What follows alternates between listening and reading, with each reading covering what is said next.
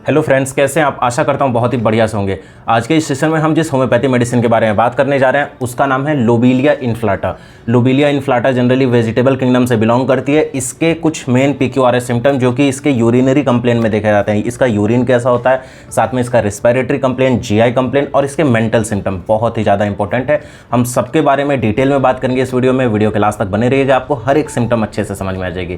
तो नमस्कार दोस्तों, मैं हूं डॉक्टर मानुएल पांडे। बहुत बहुत स्वागत है आपका हमारे चैनल रैपिड क्योर में। चलिए आज की रेमेडी पढ़ते हैं। दोस्तों आज की जो हमारी मेडिसिन है लोबेलिया इन्फ्लाटा, उसको हम स्टार्ट करने से पहले उसके जो मेन कंप्लेन है, urinary complain, GI complain, respiratory और मेंटल सिम्टम, ये स्टार्ट करने से पहले इसके सोर्स, सिनोनिम्स वगैरह की बात कर लेते हैं। तो जनरली ये वेजिटेबल किंगडम से बिलोंग करती है। इसका सिनोनिम क्या है, जिसे और नाम से बुलाते हैं इंडियन टोबैको। और उसके प्रूवर कौन थे, तो एक USA के डॉक्टर थे जिनका नाम था डॉक्टर जीन्स। उन्होंने इसे प्रूव किया था। साथ में इसका ड्यूरेशन ऑफ एक्शन की बात करें तो very short interval of time, मतलब अक्यूट केस में इसकी अक्यूट प्रिस्क्रिप्शन में हेल्प होती है। अक्यूट केस में दिया जाता है, बहुत ही शॉर्ट ड्यूरेशन, 1 या 2 डेज में एक्शन शो करता ही करता है। दोस्तों अब इसका बात करते हैं कहां पे ये प्लांट होता है। तो जनरली कनाडा और साउदर्न USA का जो एरिया रहता है वो एरिया में इसका प्लांट डेवलप होता है। और प्रिपरेशन की बात करें तो जब भी प्लांट कंप्लीट डेवलप हो जाए, ग्रोन कर जाए, तो उस कंडीशन में जब इसके सीड और फ्लावर निकल जाए तो कंप्लीट फ्रेश प्लांट से एक्सट्रैक्ट करके इसके मदर टिंचर को प्रिपेयर किया जाता है। एक्सेप्ट रूट से इसको नहीं बनाया जाता मेडिसिन को। अब कॉन्स्टिट्यूशन की बात कर जाए दोस्तों, किस किस लोगों में ये एक्ट करती है, तो जिनका वीक लंग होता है, मतलब वीक लंग यानी रिस्पिरेटरी कंप्लेन उनको होगा, अस्थमा वगैरह, निमोनिया की सारी कंप्लेन होगी, तो वीक लंग्स पीपल में शूट करती है। जो patient incline to be fleshy, मतलब जो चाहते हैं कि वो मोटे हो जाएं, रहते पतले लेकिन मोटे होने की उनके अंदर बहुत ही ज़्यादा इच्छुकता होती है, तो उनमें ये एक्ट करता है बहुत ही अच्छा।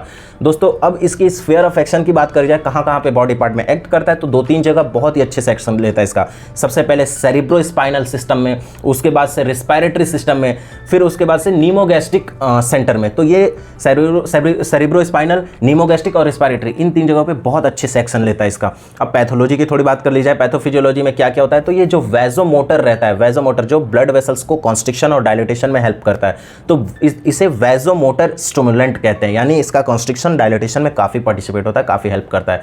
दोस्तों अब इसका दूसरा बात करें तो न्यूमोगैस्ट्रिक नर्व पे क्या एक्शन करता है, न्यूमोगैस्ट्रिक नर्व पे एक्ट करता है, प्रोड्यूस करता है depressed condition, depression, relaxed condition, और उसके साथ साथ नॉजिया और वॉमिटिंग। उसके बाद दोस्तों ये मेडिसिन बहुत ही यूजफुल होता है जब पीपल के अंदर सडन पैलर विथ पाल्पिटेशन देखने को मिलता है, यानी उनका पैलर, तुरंत पैलर देखने को मिलता है। पेशेंट का पेल स्किन हो जाता है, आंख के नीचे देखेंगे, टंग पे देखेंगे, या फिर नेल्स पे, या फिर हाथ, मतलब कहीं भी बॉडी पार्ट्स में देखेंगे पैलर दिखेगा, उसके साथ साथ पाल्पिटेशन हार्ट में स्टार्ट हो जाएगा। तो सडन ये जब होता है तो वो केस में ये प्रिस्क्राइब करी जाती है रेमेडी। अब दोस्तों इसके एलिमेंट्स फॉर्म की बात करें, किस किस चीज़ से ये टेंडेंसी होती है, किस किस चीज़ों को लेने की वजह से ये बीमारी सारी होती है, तो अल्कोहल सबसे ज़्यादा tendency to use amount of alcohol से होता है, च्यूइंग टोबैको, उसके साथ साथ स्मोक से, डस्ट से, और साथ में टी से। जब जिनको एक्सेसिव रहता है टी के, मतलब उनको हैबिट रहती है दिन में 5, 6, 7, 8, 10 ग्लास तक चाय पीते हैं, ऐसे लोगों में ये सारी कंप्लेन देखने को मिलती है। तो दोस्तों ये सारी हो गई इसकी complete introduction, pathophysiology, sphere of action and all. तो अब बात कर लेते हैं इसके सबसे इंपॉर्टेंट मेंटल सिम्टम। दोस्तों अब बात कर लेते हैं इस रेमेडी के मेंटल सिम्टम के बारे में, जो काफ़ी इंपॉर्टेंट होता है। तो मेंटली पेशेंट कैसा रहता है, उसका बिहेवियर कैसा रहता है before disease and during disease and after disease. तो जब भी डिजीज कंडीशन में रहता है, उसके पहले, उस समय या बाद में, हर टाइम इसका मेंटल कैरेक्टर कैसा रहता है, तो मेंटली रेस्टलेस रहता है। पेशेंट के अंदर रेस्टलेस देखने को मिलता है, मतलब एक जगह पे स्थिरता के साथ नहीं बैठ सकता है, हमेशा मूवमेंट करना चाहता है। पेशेंट के अंदर ग्रेट डिप्रेशन देखने को मिलता है, डिप्रेशन एंड एग्जॉशन, हमेशा लगता है कि वो थका हुआ है, थकावटी है, रेस्टलेस के साथ साथ थका हुआ भी लगता है, लेकिन मूवमेंट करना नहीं छोड़ता है। और डिप्रेशन बहुत ज़्यादा देखने को मिलता है, वो डिप्रेस्ड रहता है। वो अगर आप उससे बात करेंगे तो बहुत ही ज़्यादा, मतलब उसका दो पार्ट में अगर डिवाइड करें तो पहली पार्ट में बहुत ही पोलाइटली आपसे बात करेगा और डिप्रेशन के साथ लगेगा कितना ज़्यादा उसको तकलीफ है, और कभी कभी वॉयलेंट भी हो जाता है मेंटली।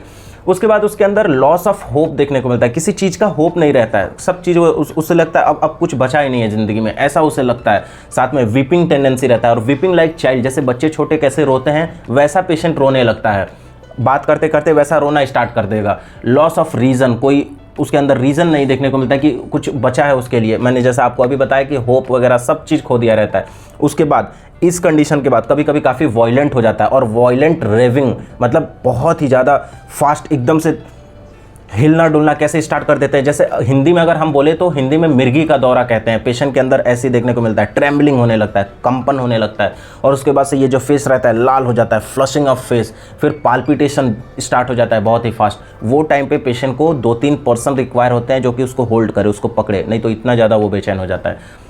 ऐसा कंडीशन देखने को मिलता है। साथ में ये जो पेशेंट होते हैं वो प्रिडिक्ट करते हैं, डेथ का प्रिडिक्शन करते हैं कि मैं इस समय पे मर जाऊंगा, मतलब मेरी मृत्यु ये टाइम पे हो जाएगी। तो ऐसा वो उनके अंदर ये टेंडेंसी देखने को मिलता है कि वो डेथ को प्रिडिक्ट कर सकते हैं। फिर से उन्हें ऐसा लगता है कि उनकी मौत कैसे होगी, तो चेस्ट कंप्लेन की वजह से होगी। उनको लगता है डिस्ट्रेस इन चेस्ट, भारी दबाव, बहुत ही ज़्यादा दबाव की वजह से, छाती की बीमारी, लंग्स की बीमारी की वजह से उनकी मौत हो जाएगी। ऐसा उनके अंदर होता है, उनके अंदर पिक्यूलियर सिम्टम ये मिलता है। पेशेंट को कपड़ा बर्दाश्त नहीं होता है, अगर वो कोई कपड़ा पहने तो उसको बहुत ही ज़्यादा दिक्कत होती है कपड़े से, इसलिए वो हमेशा स्टूपिंग मतलब आगे की तरफ झुका रहता है और फॉरवर्ड ऐसे इस तरीके से बैठा रहता है ताकि जो कपड़े का वो उसके बॉडी में रहता है वो हटा रहे, वो टच ना करे। लीन फॉरवर्ड रहता है पेशेंट, उसका जो कपड़ा रहता है वो कॉन्टैक्ट ना हो पाए बॉडी के, इसलिए। अब दोस्तों ये सारी हो गई मेंटल सिम्टम। अब इसके कुछ फिजिकल गाइडिंग सिम्टम की बात कर लेते हैं। तो उसमें हेडेक सबसे पहले आता है। तो हेडेक का कैसा रहता है कंप्लेंट, पेशेंट को गैस्ट्रिक हेडेक रहता है, यानी जब भी पेशेंट के अंदर गैस बना रहेगा, पेट में एब्डोमेन ब्लॉटेड रहेगा, फुला रहेगा, गैस की समस्या रहेगी, वो टाइम पे इसको हेडेक रहेगा। तो गैस्ट्रिक हेडेक देखने को मिलता है। साथ में उसके साथ साथ नौसिया और वॉमिटिंग, ये दोनों प्रेजेंट रहता है। और विथ ग्रेट प्रोस्ट्रेशन, बहुत ही ज़्यादा मैंने आपको जैसे बताया, एग्जॉशन, प्रोस्ट्रेशन, डिप्रेशन, ये तीनों चीज़ें इसके अंदर भर भर के रहती है पेशेंट में। ये कंप्लेन एग्रीवेट कब होते हैं, तो आफ्टरनून में एग्रीवेट करते हैं, और आफ्टरनून से लेके मतलब दोपहर से लेके शाम तक, मिडनाइट तक, रात के 12 बजे तक ये कंप्लेन रहते हैं। और फिर टोबैको का स्मोकिंग, जब ज़्यादा टोबैको का स्मोकिंग आ जाए या टोबैको खा ले वो टाइम पे, या फिर स्मोक से एग्रीवेशन होता है। तो मिडनाइट, आफ्टरनून से लेके मिडनाइट तक, उसके बाद टोबैको से, स्मोक से, इन सारी चीज़ों से इसको एग्रीवेशन होता है। ये बहुत ही ज़्यादा इंपॉर्टेंट मेडिसिन है मॉर्निंग सिकनेस के लिए। तो मॉर्निंग है, जो मॉर्निंग सिकनेस हो, डायरिया, वॉमिटिंग या सुबह सुबह जो भी तकलीफ हो, उसके लिए बहुत ही ज़्यादा पावरफुल मेडिसिन है। अब फेस की बात कर लेते हैं। फेस कैसा रहता है, तो कोल्ड रहता है, काफ़ी स्वेटिंग भी होगा पेशेंट को तो काफ़ी कोल्ड होगा। वो स्वेटिंग अगर आप टच करते हैं तो लगता है कि एकदम आइसी कोल्ड स्वेटिंग है, इस टाइप का स्वेटिंग इसका होता है।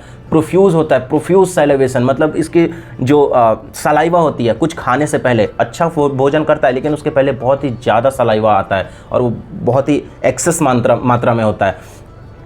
ये पेशेंट को कंप्लेन इसलिए होता है क्योंकि ये एक्सेसिव यूज़ ऑफ स्टिमुलेंट करता है, मतलब जो भी टी हो गया, टोबैको च्यूइंग हो गया, ये सारी चीज़ें बहुत ही ज़्यादा मात्रा में लेता है, इसलिए इसको ये सारी कंप्लेन होती है। अब दोस्तों इसकी यूरिन कंप्लेन की बात करी जाए, जो कि बहुत इंपॉर्टेंट है। तो यूरिन इसका कैसा होता है, ऑरेंज रेड कलर का होता है यूरिन, और वो यूरिन में रेड सेडिमेंट टाइप का कॉपियस देखने को मिलता है। जब भी वो यूरिन पास आउट करेगा ऑरेंज रेड कलर का होगा, और रेड सेडिमेंट जैसे लाइकोपोडियम के पेशेंट में देखने को मिलता है, रेड सेंड यूरिन टाइप का कंप्लेन इसमें मिलेगा।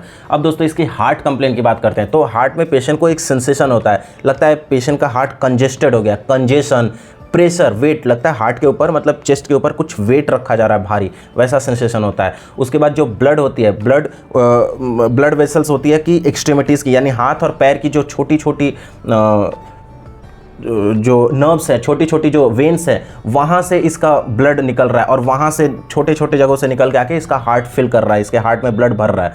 तो ऐसा पेशेंट को मतलब सेंसेशन होता है। अब इसकी एग्रीवेशन कैसे होते हैं, जब फास्ट वॉकिंग करता है ना पेशेंट, उस समय इसका एग्रीवेशन हो जाता है, पेशेंट को कंप्लेन बढ़ जाता है, पाल्पिटेशन स्टार्ट हो जाते हैं हार्ट में। तो ये सारी चीज़ें इसकी हार्ट की कंप्लेन हो गई। अब दोस्तों हम बात कर लेते हैं इसके जीआई कंप्लेन की और उसके बाद रेस्पिरेटरी कंप्लेन। दोस्तों अब इस रेमेडी के जीआई रीअरेंजमेंट के बारे में बात कर लेते हैं। जीआई कंप्लेन क्या क्या होता है। गैस्ट्रोइंटेस्टाइनल कंप्लेन में सबसे पहले नौसिया और वॉमिटिंग काफ़ी ज़्यादा इसमें देखने को मिलता है। पेशेंट को बहुत ही ज़्यादा मतलब डेथली नौसिया सेंसेशन आता है। वो जब भी वॉमिटिंग करने जाता है, वॉमिटिंग से पहले जो वॉमिटिंग का सेंसेशन आता है उसे नौसिया कहते हैं। वो नौसिया इतना डेडली होता है कि उसकी वजह से पेशेंट को लगता है कि उसकी डेथ हो जाएगी, इतना ज़्यादा, इतना वास्ट डीप होता है वो। साथ में गैस्ट्रेल्जिया, पेट की बीमारी रहती है, डाइजेशन इम्प्रॉपर होता है, मतलब अच्छे से डाइजेशन ना हो पाने की वजह से पूरी कंप्लेन गैस्ट्रिक की होती है। उसके साथ साथ ये हिकअप की बहुत यूज़फुल मेडिसिन है। पेशेंट 2-3 बाइट ही खाया तब तक उसको हिकअप स्टार्ट हो जाएगा, और वो हिकअप 1 लीटर पानी पीने के बाद भी ठीक नहीं होता है। तो इस टाइप के हिकअप में ये मेडिसिन बहुत ही ज़्यादा, लोबेलिया बहुत ही इंपॉर्टेंट होती है। डिस्निया देखने को मिलता है, साथ में एसिडिटी, फ्लैचुलेंस और शॉर्टनेस ऑफ ब्रेथ, ये सारी सिम्टम कार्बोवेज में भी देखने को मिलते हैं, लेकिन कार्बोवेज क्रॉनिक स्टेज में देते हैं। उससे अगर एक्यूट हो तो उसमें लोबेलिया प्रिस्क्राइब करते हैं। तो nausea, vomiting, dyspnoea, shortness of breath, फिर गैस्ट्रेल्जिया, उसके साथ साथ हिकअप्स, इन सारी चीज़ों में इसको प्रिस्क्राइब करते हैं। पेशेंट को जब भी थोड़ा सा खाना खाए, मतलब हल्का सा खाना खाने के बाद अगर ये सारी कंप्लेन आती हैं तो वो कंडीशन में हम लोबेलिया प्रिस्क्राइब करते हैं। लेकिन अगर ज़्यादा खाना खाने के बाद ये सारी सिम्टम आए तो वो कंडीशन में हम कार्बोवेज प्रिस्क्राइब करते हैं। दोस्तों, पेशेंट को एक चीज़ का ज़रा भी टॉलरेंस नहीं है, बियरेबल नहीं होता है, उसको स्मेल ऑफ टोबैको या फिर स्मेल ऑफ फूड, जो भी बहुत ही ज़्यादा सुगंधित मटेरियल होते हैं, फूड होते हैं, उसका स्मेल, या कोई अगर मान लीजिए तंबाकू बाजू में खा रहा है उसका स्मेल, इसको ज़रा भी बर्दाश्त नहीं होगा। उस समय इसको नॉज़िया, वॉमिटिंग स्टार्ट हो जाएगा। उसके बाद अब बात कर लेते हैं इसके रिस्पायरेटरी कंप्लेन की। तो रिस्पायरेटरी कंप्लेन में सबसे पहले अस्थमा देखा जाता है। अस्थमा के केस में इसको प्रिस्क्राइब करते हैं, जैसे Blatta Orientalis asthma, chronic asthma या अक्यूट अस्थमा जिसमें रिकरेंट हो, उसको पेशेंट को एकदम मरने की हालत में आ जाए, इतना ज़्यादा उसको दिक्कत हो जाए अस्थमा की वजह से, उसे बार बार स्नीजिंग आए, खांसी आए और वो खांसते खांसते एकदम बेहोशी की हालत में चला जाए, वो कंडीशन में ब्लाटा ओरिएंटलिस और लोबेलिया बहुत ही इंपॉर्टेंट मेडिसिन हो जाती है। पेशेंट को लगता है कि उसके पिट ऑफ स्टमक एकदम बीचों बीच में प्रिकिंग टाइप ऑफ सेंसेशन हो रहा है, किसी चीज़ से उसको ऐसे चुभोया जा रहा है, ऐसा सेंसेशन होता है। और ये एग्रीवेशन होता है जब भी पेशेंट एक्सर्शन करता है, थोड़ा सा काम कर लेता है उसके बाद पेशेंट को एग्रीवेशन हो जाता है। स्पाज्मोडिक कफ, बहुत ही लंबा, बहुत ही देर तक कफिंग होता है और कफिंग के साथ साथ स्नीजिंग प्रेजेंट ही रहता है, 5-6 एपिसोड में स्नीजिंग होता है। फिर सेनाइल एम्फाइसीमा, मतलब जो बूढ़े लोग रहते हैं उनमें एम्फाइसीमा की कंडीशन देखने को मिलती है, उनका लंग्स डैमेज होता है, तो वो कंडीशन में भी ये प्रिस्क्राइब करी जाती है। दोस्तों, अब इसकी मोडेलिटीज़ की बात कर लेते हैं। एग्रीवेशन एमोल्ट्रेशन किससे होता है? तो पेशेंट को एग्रीवेशन होता है टोबैको चिविंग से, टोबैको स्मोक से, टोबैको की स्मेलिंग से, मॉर्निंग से। फिर इसका जो हेड कंप्लेन होता है वो आफ्टरनून से मिडनाइट तक रहता है, उससे एग्रीवेशन होता है। लिटिल मोशन से होता है, मतलब थोड़ा सा चलेगा, उससे होता है। फिर बेटर किससे लगता है? तो बेटर लगता है इसको आफ्टरनून में, जब वो लेटा रहे तो आफ्टरनून से बेटर लगता है। वार्म रूम से बेटर लगता है, कोल्ड से एग्रीवेशन लेकिन वार्म से बेटर लगता है। रैपिड वॉकिंग से बेटर लगता है और थोड़ा सा खाता है, मतलब लिटिल ईटिंग से इसको काफ़ी बेटर लगता है।